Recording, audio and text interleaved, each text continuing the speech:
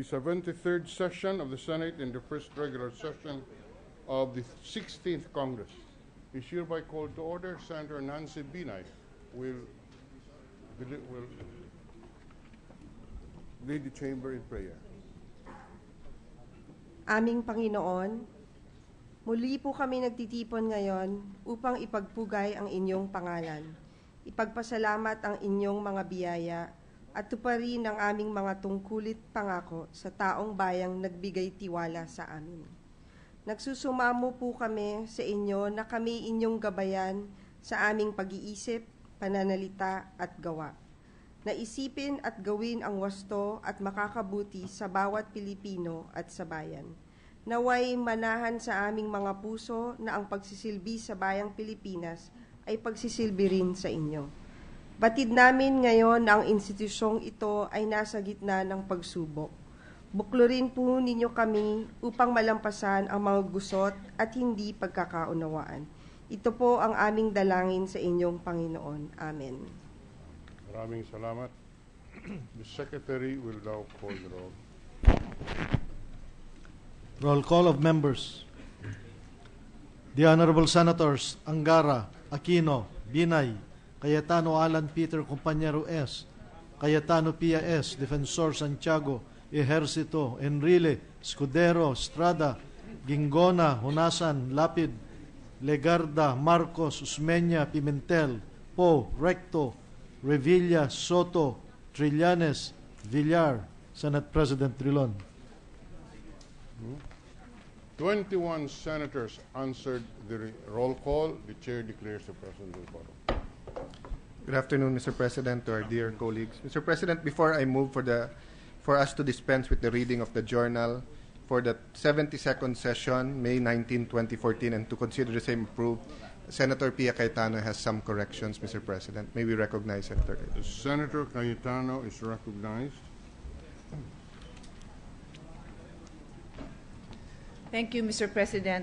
May I be allowed to manifest corrections to the journal, which is journal number 72, dated May 19, 2014. On page 225, first column, paragraph number 6, delete the phrase lifted the TRO that was initially granted and replace it with granted a TRO in favor of Mikey. So the sentence will now read, fortunately, the court rendered its decision and granted a TRO in favor of Mikey in time for her to compete. On the same page, second column, paragraph number 1. Can we do it more slowly? Yes, Mr. President. Senator, so that the Secretariat can catch the correction. Is it okay now? All right, please proceed. Okay, thank any you. objection? Hearing none, the correction is carried. Thank you. The second item is on the same page, 225, second column, paragraph number 1. Replace the word very with the word former. So the sentence will now read, with tears on her face while swimming, she won the swimming competition that day and was thereafter greeted and congratulated by other student athletes, including her former teammates, who boycotted her and did not join the competition. Did the Secretariat get the correction? All right. Any objection? Hearing none, carried. On the same page, second column, paragraph 2, add maybe in between but and with, so that the sentence will now read, this just shows that the problems lie not with the student athlete but maybe with the parents, maybe the coaching staff, maybe the alumni. Submit, Mr. President. Did the Secretariat get the correction? All right. Any objection? Hearing none, carried. I have other minor corrections, Mr. President, but they're very minor, so I will just submit this for the record. Thank you. All right. Majority Leader.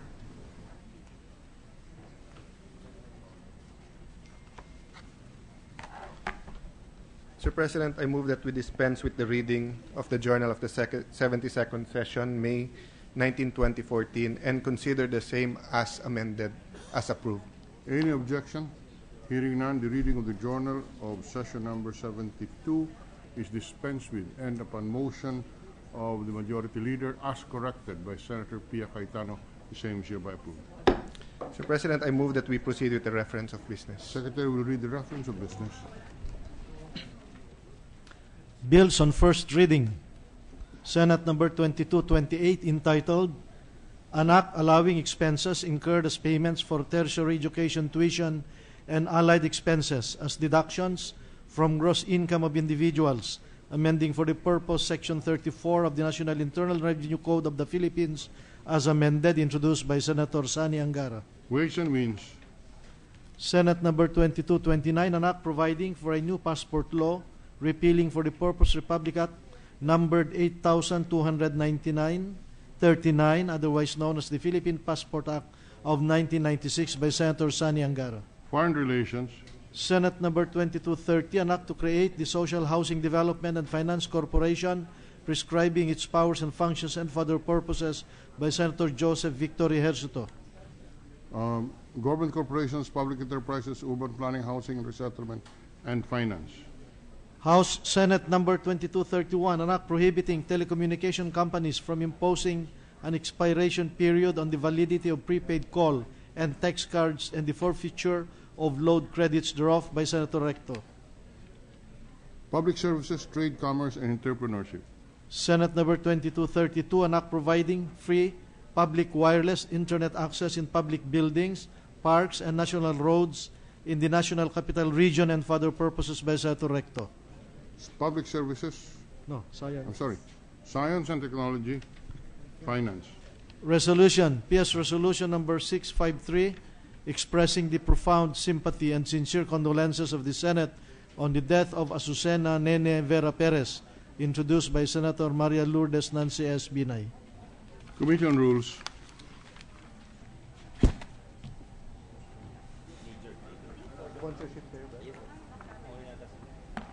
Majority Leader. Mr. President, I move that we resume consideration of Senate Bill number 2212 under Committee Report number 26. This is the Youth Entrepreneurship Act, Mr. President. Any objection? Hearing none. Resumption of the debates on Senate Bill 2212 under Committee Report 26 is in order. Sir President, I move that we recognize Senator Pia Cayetano to co-sponsor the measure and deliver her co-sponsorship speech. Senator Cayetano is recognized. Thank you, Mr. President. Mr. President, esteemed colleagues, many Filipinos show their innovative and enterprising nature through many different business ventures throughout the country. We have a lot of rags to riches stories and inspiring icons that our youth can look up to as role models, who show that an enterprising mind can be the springboard to future success. While there are those students who start to show their enterprising character at a young age, many still need to be exposed to enterprise activities and cultivate a pro-enterprise attitude. Meanwhile, there are a lot of stories that are also untold, and these are stories of failures. And this is also what we want to address, Mr. President. It is thus my privilege to co-sponsor the Youth Entrepreneurship Act of 2014, which seeks to promote entrepreneurship and financial education among the youth. Educating our students on the basic concepts of enterprise and business can help them reach their full entrepreneurial potential and help them learn to be more cost-efficient and profitable in their present and future ventures. In Senate Bill number 153, which I filed, I propose that entrepreneurship education shall be mandatory in high school and college so that they will have a business know-how regardless of the course they take in college. This committee report number 26 that we sponsor now seeks to promote youth entrepreneurship through education by developing and integrating subjects and competencies in entrepreneurship in the curricula of primary, secondary, post-secondary, and alternative learning schools. These subjects will also teach and develop financial literacy among Filipinos at a young age. Further, the implementation of this bill will opportunely complement the enhanced K-12 program, which allows specialization in business and entrepreneurship beyond just preparation for college, but can be sufficient for gainful employment. I believe that encouraging entrepreneurship among Filipinos, especially when they are young, is a sustainable means of empowering them, as well as boosting our economic growth and hastening poverty reduction. It benefits not only the entrepreneur but also our economy as it aids in job creation, increasing productivity, and strengthening competitiveness. Thus, I earnestly seek the immediate approval of this bill. Thank you very much. Thank you, Senator Pia Cayetano. Majority Leader. Mr. President, I move that we recognize Senator Angara to co-sponsor the measure. For the co-sponsorship of Senate Bill number 2212, Senator Sani Angara is recognized. Thank you, Mr. President. Dear colleagues, at the outset, I'd like to thank Senator Bam Aquino and Senator Pia Cayetano for facilitating this bill and prioritizing it. I've been filing this bill since my days as a congressman in the House of Representatives. Noong 2008, Mr. President, nanalo si Johnny Reyes na isang taga Las Piñas ng 14 million pesos sa Lucky Pick System 7 ng Lotto. 70 pesos po ang ginastos ni Johnny para sa nanalong ticket na 3 araw ng basa sa beer bago niya ito pinakita sa Philippine Charity Sweepstakes Office o PCSO. Bumili agad si Johnny ng kotse, isang Toyota Fortuner. Halos isang araw pa lang ang lumipas nung nakuha niya yung cheque sa PCSO. Bumili na rin siya ng lote sa isang eksklusibong subdivision at tuluyan siyang nagpa-blowout sa kanyang mga kamag-anak at kaibigan. Nagsugal at nagpakasaya. Kaya sa loob ng 3 buwan, naubos po, Mr. President, ang 14 million pesos. Nabaon si Johnny sa utang kaya binenta niya ang ilan sa mga lupaing binili bilang pambayad. Noong 2011, kinailangan pa niyang humingi ng tulong mula sa PCSO para sa pag-opera sa kanyang puso. Sadyang isang babala ang malungkot na kwento ni Johnny Reyes. Naging basehan nga ito ng isang episode sa Magpakailanman sa Channel 7 noong 2013. Ngunit mas malungkot isipin na hindi pambihira ang nangyari kay Johnny Reyes, na ang perang natanggap ng isang pamilyang Pilipino na panalunan man o pinaghirapan ay winawaldas at ginagastos sa diwastong paraan. Ayon sa isang pag-aaral noong 2011 ng Social Enterprise Development Partnerships Incorporated, isa sa bawat 10 OFW, 1 out of 10, ay matuturing na financially broke. 8 sa 10 naman, or 8 out of 10, ay walang naitabing pera tulad ng pera para sa kanilang retirement kahit mas malaki po ang kanilang kinikita sa ibang bansa. Hindi pa rin daw nagbabago ang ranko natin sa Mastercard Financial Literacy Index 2013 mula sa unang survey noong 2011. Sa 16 o 16 na bansa sa Asia-Pacific region, nananatili tayo pang-8 lamang, isang hudyat na marami pa tayong pwedeng matututunan tungkol sa tamang financial planning. Para sa 2013 Solar Flare Survey ng Sun Life Financial Philippines, napuna na kahit marami sa mga respondent, halos 20% ang nagsasabi na eksperto sila sa paghawak ng pera, mas marami ang hindi nakakaintindi ng mga basic financial concepts. Kaya raw, nananatiling cash-based ang ekonomiya ng Pilipinas. Filipinos prefer paper over plastic.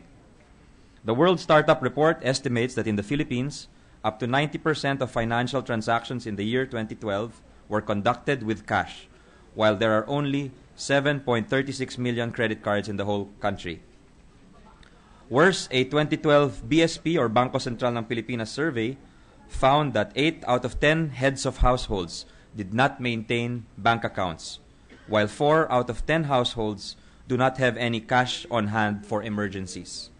Not only are we overly cash-based, we're very much hand-to-mouth, Mr. President, a situation only exacerbated by ordinary Filipinos' propensity to borrow at underground or high-interest rates, the so-called 5-6, and at a heavy cost to our wages and savings. Ayon sa Solar Flare Survey uli ng Sun Life, 2 out of 10 lang po ang gumagamit ng kanilang insurance para pondohan ang kanilang mga gastusin. 1 out of 10 lang ang gumagamit ng mga investments nila, habang 8 out of 10 lamang ay nakasalalay sa kanilang mga bank savings. Kaya rin siguro iilan lang talaga sa bansa ang pumipiling maging negosyante. Dahil limitado ang nalalaman tungkol sa pagpapaikot at pagpapalago ng pera, naiiwan na lang ang marami sa simpleng pag-iimbak ng pera sa bangko kaysa sa pag-i-invest nito sa mga bagay-bagay na pwedeng pagkakitaan.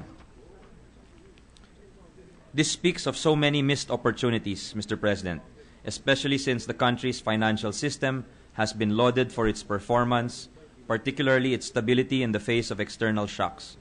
Unfortunately, such a financial system is out of reach for most of the population. The Philippine Stock Exchange records hold less than 526,000 investor accounts, which is barely 0.5% of the country's 100 million population. I repeat, Mr. President, barely 0.5% of the country's entire population. If taken with widespread unemployment and poverty, such a low participation rate only highlights our greater problem of inequality.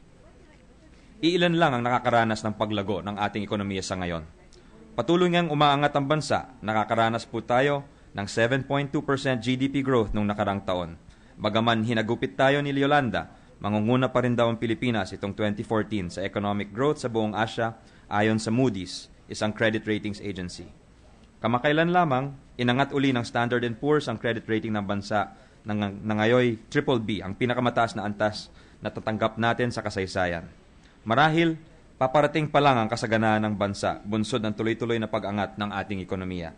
Ngunit marami pa rin ang naiiwan sa pag-angat na ito. Ayon sa isang bagong SWS survey, mahirap pa rin ang turing sa sarili ng 53% ng mga respondents. Halos 40% naman ang nagsabi na sila ay food poor.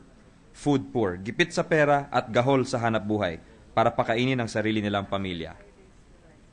Mr. President, countries prosper and flourish on the backs of hardworking individuals who by their individual effort create new products and services that spur new industries and snowball into national growth.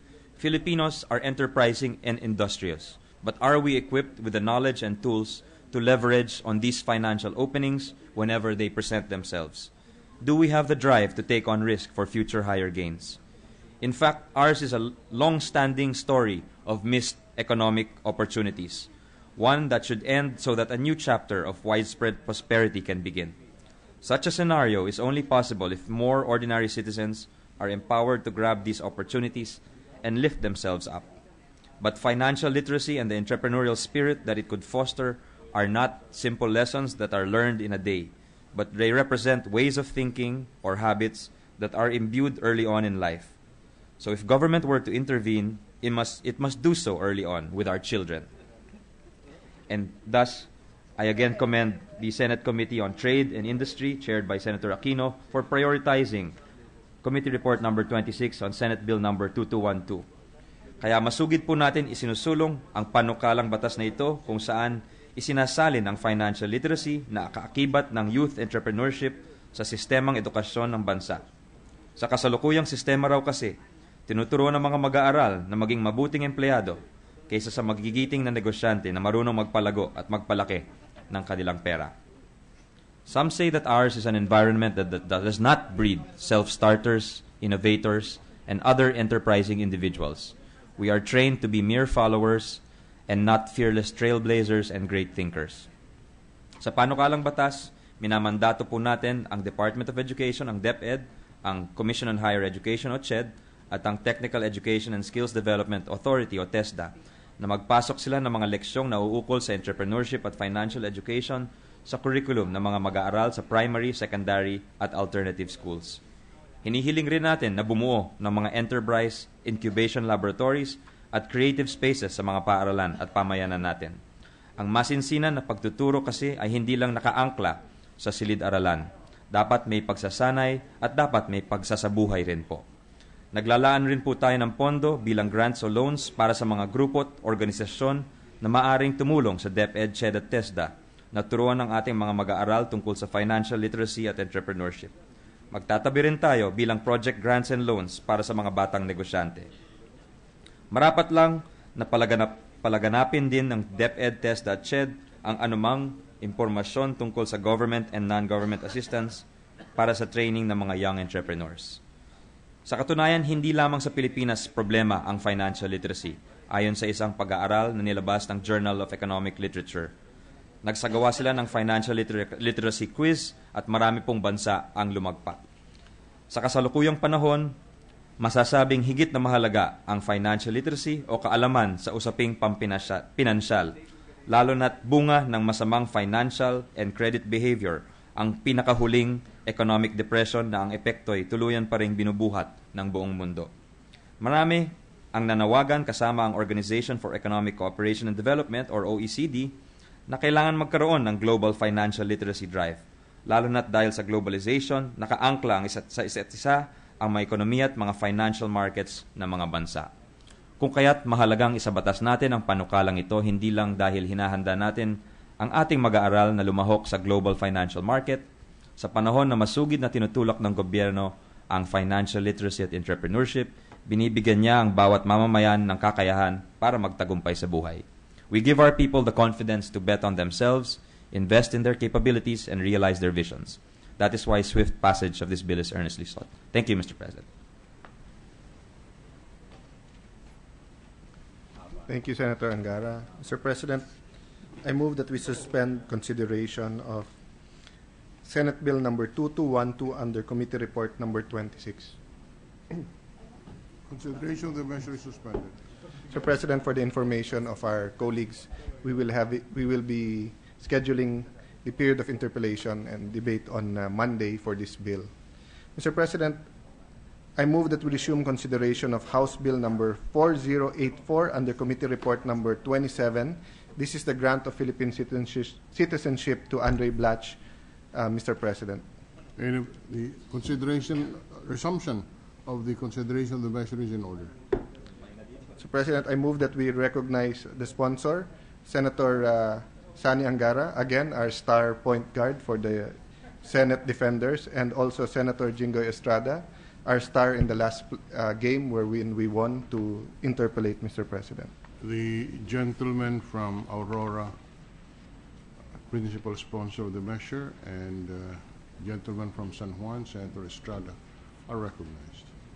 We're ready, Mr. President.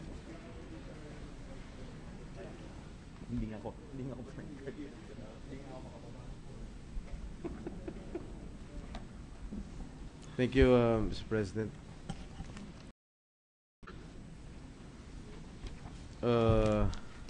From Aurora, may sit down. Since I will no longer interpellate him in this issue. Well, Just let me put on record, Mr. President. your wish is my command, Senator Jingoy. Let me put on record that I am not blocking the measure granting Filipino citizenship to Mr. Andray Blatche, and that is not my purpose when I stood in this August hall. When I posed certain questions regarding the bill granting Mr. Blatche Filipino citizenship, it was not for the purpose of preventing him to eventually play for the Philippine team in the 2014 FIBA Basketball World Cup. As a basketball aficionado myself, I want to see our national team succeed and become world champions. Malayo yata mangyari yan. I rise because I am vehemently against the apparently arbitrary and seemingly two-pence procedure of conferring citizenship through legislation. I strongly by dapat ganun din kasinop at kabusisi kung ito ay sa pamamagitan ng pagsasabatas. Having said that, Mr. President, I was given a copy of the sworn affidavit executed by Mr. Blatche. Aside from his intention to just hope and pray that he makes good with his intention. Thank you, Mr. President. Thank you, Senator Jingoy Estrada, the Majority Leader. Mr. President, we thank Senator Estrada for his sportsmanship. We know that he's not only good in offense, he's also good in blocking, so we thank him for not blocking this bill. Mr. President, I move that we close the period of interpellation. Any objection? Thank you. Before that, I would like Yes. to comment on the comments of the Majority Leader. Thank you for all the praises. I hope you continue praising me even out of the session hall. Thank you. Thank you. All right. There is a motion that the period of interpellation be terminated. Any objection? Hearing none. Period of interpellation is terminated. Thank you, Mr. President. Mr. President, I move that we open the period of committee amendments. Period for committee amendments is in order. Mr. President, the amendments are as follows. On Section 1, Line 1, add the title Mr. before the name Andray Blatche. Any objection? Hearing none. Unmuted. Still on Approved. Section 1, Lines 3 to 4, change the phrase "and with the same effects and subject to the same conditions as provided under the Constitution," and the quotation, to "under the Constitution and the laws of the Republic of the Philippines," close quotations. Any objection? Hearing none. Committee amendments approved. Delete the entire Section 2 Any objection? Hearing none, Section 2 is deleted. A new Section 2 is inserted to read as follows. Section 2. After the taking by Mr. Andray Blatche of his oath of allegiance before an officer duly authorized for this purpose, comma, and the registration of the same with the Bureau of Immigration, comma, Mr. Andray Blatche shall enter upon the full enjoyment of his Philippine citizenship, period. Any objection? Hearing none, the proposed committee amendment is carried. Delete the entire Section 3, Mr. President. Any objection? There being none, Section 3 is deleted. A new Section 3 to be inserted will read as follows. Section 3, period. Upon registration of the oath of allegiance, comma, the Bureau of Immigration shall forthwith issue Mr. Andray Blatche's certificate of naturalization. Close quotation. Any objection? Hearing none, proposed committee amendment is approved. On the new Section 4, it shall read, this act shall take effect immediately upon publication in at least 2 newspapers of general circulation.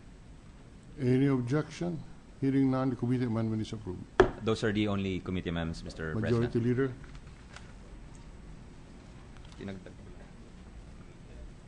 Mr. President, since there are no other committee amendments, I move that we close the period for committee amendments and open the period for individual amendments. Period for committee amendments is terminated. The period of individual amendments is in order. Mr. President, there's no senator who indicated that they wish to make to move for amendments. So I move that we close the period for individual amendments. Period for individual amendments terminated. Mr. President, I move that we approve House Bill number 4084 under Committee Report number 27 on second reading. Any objection? Hearing none. House Bill number 4084 under Committee Report number 27 is hereby approved on second reading. Mr. President, I move that we suspend consideration of House Bill number 4084 under Committee Report number 27. Consideration of the measure is suspended.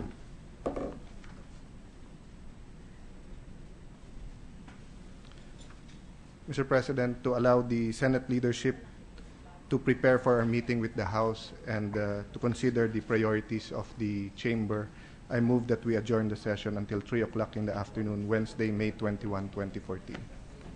Session is adjourned until 3 p.m. of Wednesday, May 21, 2014.